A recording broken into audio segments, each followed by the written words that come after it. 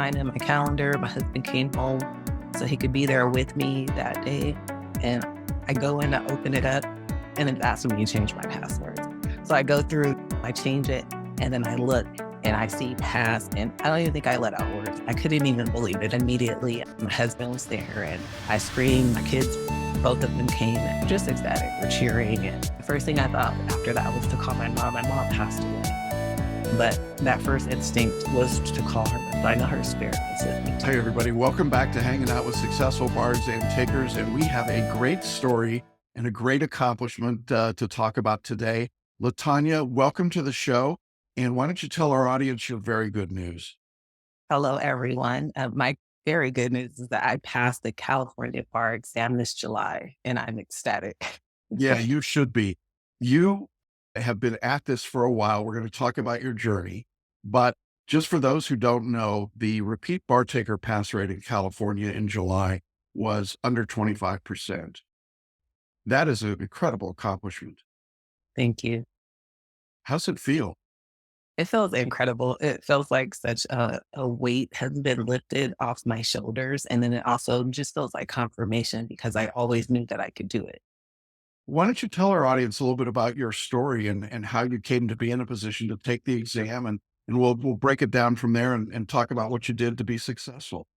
Sure. So I'm actually a repeat taker. As Jackson mentioned, this was my sixth time taking it. I graduated in 2008, got close my first and second time, and then it just went downhill from there. And the last time I took it was 2013, and I shouldn't have taken that one at all because I was just starting a very new demanding job. And after that exam, I told myself and my husband, I said, I'm not going to take it again until I know that I can devote the time to actually studying for it the way I needed to, because I've known all along that was my challenge. I never did the traditional take the 2 months off and study and take the exam. I've always was trying to balance it with kids, family, work. So this was my first time actually being able to really focus on the exam. And that made a big difference for you, didn't it? It made a huge difference. I still had some health issues that were the barrier, but just not being in a very demanding job, that was the biggest. Not having the stress of a classroom or trying to run a school, that helped me be able to focus tremendously. Yeah. And to take the exam 10 years after the last time you took it had to be a real shock to your system. It was crazy. The funny thing is, I'm actually surprised at how much I remembered. And so once I started taking it, I said, oh, this isn't as bad as I thought, but I'm glad I started a little bit earlier because I did need to account for the time away from the law and looking at it. I've been in a completely different career. It's not like I've been keeping up with everything. So I really had to add some extra time to make sure that I accounted for that. Yeah. And I want to talk about this idea of not giving up and coming back at it, because I think it's particularly important with minority candidates. It's very discouraging. The pass rate is very low. You had a successful career. It had been 10 years since you'd taken the exam. Why did you decide you want to go back and take on this challenge?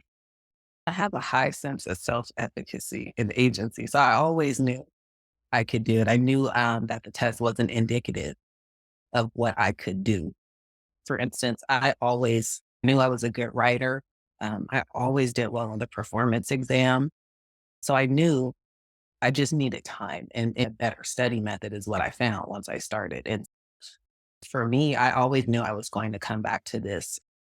I figured once I was done with education or when I had some time, I would stop and get back to it. So it was always my intention to come back to the law, and God had those same plans for me, and things lined up and I was able to attack it again.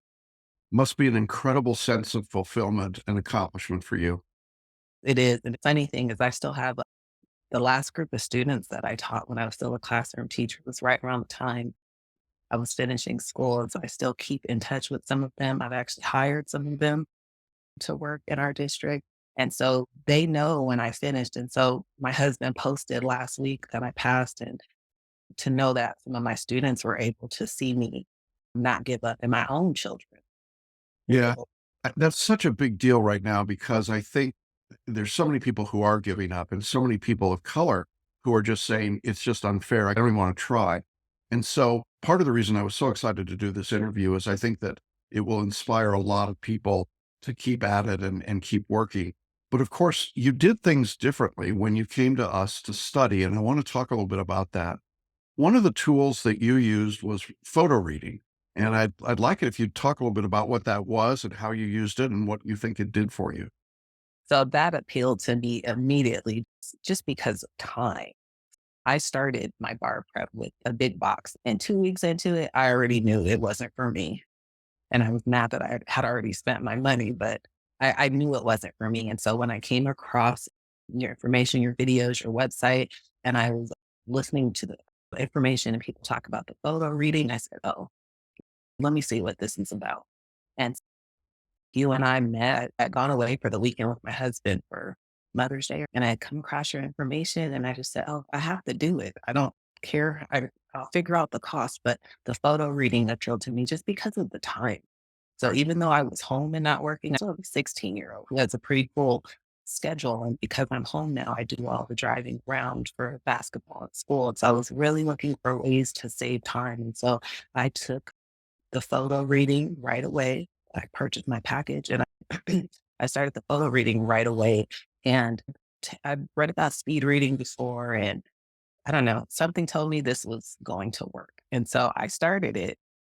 And then as I was going through, I was like, I don't know if this is working. I could tell right away. And I just kept hearing your voice say, just stick to the process, just trust it. And so I just stuck with it every day. And I kept telling myself, remembering the capacity of our brains and knowing it's bigger than what we think it is and what we allow for sometimes. And I just kept telling myself over and over to trust the process. In fact, I still have that posted right here on my computer, just trust the process. And so every day I scheduled it into, once I got my package, I went and scheduled everything into a spreadsheet and I made time every day. And so whatever it said in the calendar to do, I made sure that I did my photo reading, I did some mind mapping, I did the lecture, and then I went back to my mind mapping. Yeah. And as you're going through, there's a point in time in which you start to realize, yeah, it is working, right? It's not working. And then you're like, maybe it is. And then, wow, it is. Can you talk a little Yeah. bit about that? So I knew before when I studied, I always was so focused on passive ways of learning. You got to make these flashcards, you got to create an outline. And this time I started that way. And then I just said, this is such a waste of time. And I just felt like I was repeating everything I was doing before. And so I knew it started to change when I just gave up the urge to do any flashcards or outlines. And I was doing the MBEs, my practice essays, and it was coming to me. Yeah. And again, It just comes to you right out if you, I know it, but I don't know why I know it. Is that fair to yes, say? yes. And you know what was so freeing too? You told me not to worry about memorization. And it was so hard to let that go. I'm like, how am I going to remember this stuff? I have to. And then I just said, again, trust the process. I knew I had a good feeling about you from the beginning. And I said, he's worked with repeaters, just trust. You pay someone for their program, listen to what they're saying. Don't keep fighting it. And so the more I practice, and that's really where the work is. The preparation is in the actual practice. So practicing the essays and doing the MBEs, and it was coming to me. That's a weird feeling, isn't it? When you Yeah. get MBA right and you don't know exactly why you got it, but you knew what the answer was. And that's what we call selective intuition, right? Yes. Selective intuition. And then what I had to remind myself too, because when you're a repeater, you will doubt yourself. And so mindset is so key. And so I had to keep reminding myself, you're doing something different than before. It's okay if you mess up. Just trust what feels right. You're going to come through this. I can't tell you, even though so many things went wrong during my study time and even on the actual day of the bar, I just kept saying it's going to be okay. And so I felt much more confident this time. That's fabulous. Did you do any of the group coaching calls to, I did. I'd had most of my calls with Brianna, and I thought that was helpful too. And it made me feel more accountable and to just also check in and just hear everyone else who are at different points in their journey sharing their experiences and what they were struggling with or what they were doing well with and their progress with photo reading, mind mapping, or the writing course, whatever they were doing. That was helpful for me as well. yeah. And I think that as an educator, you obviously understood the value of learning and following and doing those directions. But it's still tough, isn't it, to break those old habits and to say, I'm going to do something different this time. What would your recommendation be to somebody that's struggling with that right now? Self-talk. I had affirmations every day. I engaged in visualization. I have my bar pass sign right next to me and my affirmations every day. And I had to really tell myself, we've done the hard work. Like we got through school. And to me, that was hard. Raising family, starting a new job, newly married. And I was running a nonprofit with my husband. I don't know how we were doing all those things. But I felt like that's the hard work. This is a test. I know I can pass. I just need the right tools, the right ingredients, the right guidance. And then I just had to keep pushing through. And so whenever I felt doubt, I will remind myself, yeah, but if you do it your way, that didn't work before. So just trust this, trust what you're learning, and trust that you will be okay. And so I had to engage in those conversations daily. But I will say the more I took action and the more I saw myself able to do the essays and able to do the MBA, the less I had to do that. I felt more confident each day. Yeah. And of course, it's a switch for a lot of people to go from Iraq writing to FLA, right? What was that like for you making that switch and going to this different writing style? So that was a challenge for me, but it was still valuable. So even when I went in, being able to think about it in terms of like the setup. So I still went through all the lessons and the practice and read all the essays, thinking of things in terms of disputes and not issue spotting helped me tremendously. Yeah, it makes the writing more focused, doesn't it? It makes the writing more focused and it took me away again from just thinking it's about issues. So when you use that language of disputes for me, that it made more sense to me. It gave me a bigger picture to focus on. And there was an essay I recall where I got there and I got stuck. And I'm like, oh shoot. And then I just said, calm down. What are the disputes? Who are the parties involved? What are the disputes? And then I was able to go. Oh, I that's didn't feel like I was unprepared at any time to attack the essays. yeah, that's fabulous. You mentioned mind mapping. For those that don't know, this is a visual note-taking system in which you literally draw pictures of a tree trunk and branches and leaves. Can you talk a little bit about mind mapping and what that did to help activate the reading and the study that you had done? So I know I'm visual. I can hear well. I took a multisensory approach to this, listening to the essays, doing the mind maps. I had my outlines from before, like little 1, 2 page documents I created, and I would add to those. I know for me, when I use my hand, when I write, when I add that part, it sticks in my mind. So mind maps were a natural extension. I think for me, it helped me see the bigger picture. Yeah, And so I, and that visualization, right? When you're in the exam and you can actually see where something is in it, your brain. it, you can see it, and it seems so crazy when you're thinking about it. Oh, it's not going to be that big of a deal, but it truly is. And so I know what the words look like, but for some reason, seeing it mapped out in a different way, like I could see, oh, I know what I need to add here. Yeah. So just taking the time, it wasn't something that I got as part of my package initially, and then as I was going through, I said, you know what, I think I need this too. It can't hurt. So let me add it on. And I just really appreciated that opportunity to go back. I know my mind remembers pictures too. And so again, the capacity of our brains to retain information is much stronger than we think. Would you recommend photo reading and bar maps to somebody that was studying for the exam? Yes. Yes, I would 100%. I think it's a different way. We don't all learn the same way. And most of the bar prep programs, it's called, they give you these books this thick with outlines and informations or follow in a linear fashion. And we don't all think that way. And Yeah, so I appreciated the opportunity to add another sense and another way to look at the material. terrific. I want to talk for a minute. California is the last jurisdiction to give out results. So you're watching everybody else around the country, right? And then finally, it's your turn. What was it like when you got your results? Oh my gosh. So actually, the day after the test, we went to Hawaii and then I let it go. I was not focused on it again. And then I would say probably about a week before is when I started to get a little antsy. Oh, it's coming up. And so when we set the time, I had the time in my calendar. My husband came home so he could be there with me that day. And I get in, I go in, I open it up, and it's asking me to change my password. So I'm like, oh my goodness. So I go through, I change it, and then I look and I see pass. And I don't even think I let out words. I think it was just like, I couldn't even believe it. It was, oh my gosh. And I immediately, my husband was there and I screamed. My kids, they all came and both of them came and I was just ecstatic. We're cheering. And the first thing I thought after that was to call my mom. My mom passed away. But that first instinct was to call her, but I know her spirit was with me too. It's got to be quite a moment for you and thinking about your mom. I'm sure she would be very proud of you. Yeah, she would be. She always was. And That's wonderful. And it I'm was amazing. your kids are also very proud of you, right? You modeled something very important for them. That was important to me. I have a 22-year-old and I have a 16-year-old.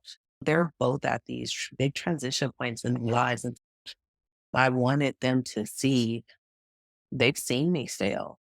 And I'm usually pretty good at steps.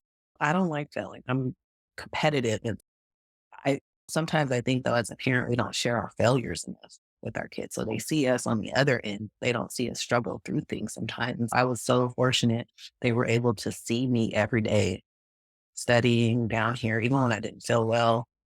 Because towards the end, it got tough for me physically. So that last month was a doozy for me, but they saw me get through it and then they saw me pass and they saw all the hard work pay off. And so I'm just grateful for that opportunity too. Sometimes we need the failure. I'm always grateful for those. Yeah, and I honestly think after having done this for decades that the lessons we teach our kids in resilience and persistence and success are probably much more valuable than the actual process of getting barred. You're nodding your head. I think you agree with that. I do 100%. We're very proud of you, to say the least. I know that there are going to be a lot of people watching this video who are discouraged. The pass rates in California are horrific. The pass rates for applicants of color are even lower. It is a very difficult circumstance to be in. And a lot of people just give up. What would you say to those people who are watching today? They've taken and failed and they're just not sure what else to do. I would say don't give up. One thing I realized, and I don't think sometimes this is true of women, we downplay our accomplishment. I was talking to a friend last week when she found out I passed, and she showed me the stats for African American women in California who passed, and I never actually seen that stat. And I thought to myself, I just passed the bar. I've also written a dissertation. I've done two things that are very hard to do. And for me, I didn't think that much of it. And she said, "That's incredible. Why don't you share?" And I don't think about that kind of stuff. I'm not trying to brag or anything, but for each thing, when I had to write my dissertation, I have a system. And I just knew I had to stick to it and I had to ask for help when I needed it. But I never gave up. When it came to my bar study this time, I realized that I had to take ownership for my own learning and be clear about what my style is, what works for me and what doesn't. And I think a lot of the programs, it's a lot of passive learning. You're not actually doing enough writing or doing enough MBEs. And I know from the way I practice that when I studied this time, that's what I didn't do enough of before. So the time spent making flashcards, and I don't think that's the best use of time. I really think you have to find a program that understands the needs of repeaters and that builds in that time for the spaced repetition, spiraling, coming back to it, and then really getting feedback. So getting feedback on your writing. If you know that's your area, you have to get help for it. There's a specific way to write for the bar. And I knew I could write, but I now see where my inconsistencies were before. I was writing too much. I'm an English major, so I'm trying to write stories and not just getting to the point. And so there were some small tweaks I made in my writing that I think helped this time. And then with the MBEs, my scores were low. That's also where I spent the least amount of time. And so this time I really hit the MBEs and I spent the time. It's not even the quantity of practice that you do, it's the quality. And so making sure I wrote every time I did an MBE in my notebook, I wrote why I thought this was the correct answer. And so then when I checked, I was able to check my thinking against the actual answer. And if it was a wrong answer, I wrote the correct rule and why I got it wrong in a spreadsheet. And I reviewed that each day. If I wasn't sure about an answer and I just happened to get it right, I wrote that one down too. And so I feel like that was more of the work that I needed to do as opposed to trying to create my own outlines from information they already gave me or writing flashcards. Oh, that's awesome. Sometimes people ask, is Celebration Bar Review a quality course? Is it a useful course for a repeater? How would you respond to that? I would say yes. And maybe it's because I've failed so many times before, but I'm also an energy person, Jackson. And when I first sat down to speak with you, I felt it. I felt like this was where I needed to be to get the help. And I trusted that. But I could also see as an educator how things were set up. Yeah. They help let me know this is the right place, that the supports that are provided beyond just here goes some materials, but the check-ins, the additional support. And I see you adding things. That to me is also the mark of a good educator. You're responding to the needs of your clients and to your customers. And I definitely would say this is the place to be. It feels more like a small family than I would say like the big dogs. Thank you. I appreciate that. We are just delighted in your success. We know that every person that gets over the line changes the world a little bit. And in your case, I'm sure changes the world a lot. I know that you're not just an inspiration to your own family, but you'll be an inspiration to so many other people. And we're just delighted that you would share your story today. Um, I, I know from experience that this video will resonate with so many people. And your friend was right. The percentage of African American women repeat bar takers in California who pass is remarkably low. And when you make it, you change that a lot. And we are delighted and proud that we could be part of your journey. Because I do know there are going to be a lot of people watching who are really at that point of inflection of what do I do here? How do I go forward? What's going to change the world for me? You've been there and you had to make that choice. What would you say to those folks? At first, I would say don't quit. Find out what you need and get help. I think sometimes we don't ask for help. And I know this time I had to ask my family. I needed my daughter. She came back home for a while. I needed her help with cooking healthy meals for me so I could eat well and not get more sick. I needed my husband's help with my son, a little more with practice. So I just asked for what I needed. I let people know. And then I just kept going. And it's okay to ask for help. You can't do this. This is hard to do alone. Some people can, but I think most people need a community for this work. And you just have to figure out what works for you, but don't give up. And I'm so glad you didn't give up. I'm so glad that you hung in there and on try number 6 over the top and 10 years later. And what an accomplishment. So it's going to be fun to see what you do. You are a very accomplished individual, obviously, with your dissertation and your education and your work in the nonprofit field. I'm really excited to see where you go now as a member of the California Bar. And I know that you're going to be an influence for good and for change in that bar. We're excited to see where that goes. I'm excited as well. Thank you so much for this time and this opportunity. Yeah, it's great. And I hope that your kids get a chance to watch this. I know they're probably incredibly proud, and I know your husband's proud of you. And all of us at Celebration Bar Review are proud of you. To our audience, thank you for being with us. I hope that you're inspired by this story. I know that it's something that so many people struggle with and try to figure out what they're going to do. And LaTanya, we're just delighted that we could share your story today. So thanks very much for being with us. And again, congratulations. Thank you.